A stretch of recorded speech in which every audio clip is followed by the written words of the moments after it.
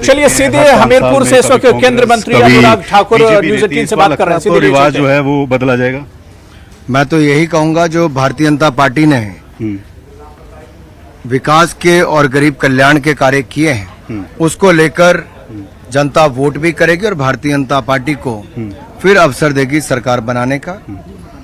हिमाचल प्रदेश के चुनाव हमेशा कुमार धूमल और वीरभद्र की वजह से जाने जाते हैं। दोनों दिग्गज इस बार चुनाव नहीं लड़ रहे। फीके लग रहे हैं आपको, क्योंकि पार्टियां पीछे रह जाती हैं, उनके नाम आगे चले जाते थे। निश्चित तौर पर लगातार 30 वर्षों तक लोगों ने एक गर्माहट वाली राजनीति को देखा है और वो थोड़ा इस पर आपको वैक्यूम नजर आएगा, अभाव नजर आएगा, लेकिन कोई भी स्थायी नहीं होता है।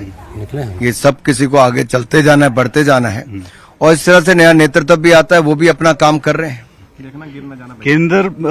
केंद्र सरकार तमाम मंत्री पहुंचे, लेकिन अगर कांग्रेस की बात की जाए, राहुल गांधी नजर नहीं आए। वो अपनी भारत जोड़ो यात्रा में थे। कांग्रेस ये कह रही है कि हम चुनाव जीत रहे हैं। किस तरह से देखते हैं? कांग्रेस ने किया क्या है जो चुनाव जीतेंगे? कांग्रेस जब सत्ता में थी तब भी कुछ नहीं कर पाए, केवल प्रोजेक्ट रुकवाने का काम किया है।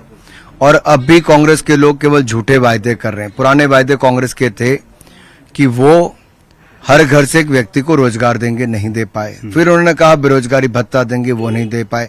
फिर उन्होंने कहा वो किसानों के कर्जे माफ करेंगे, नहीं कर पाए।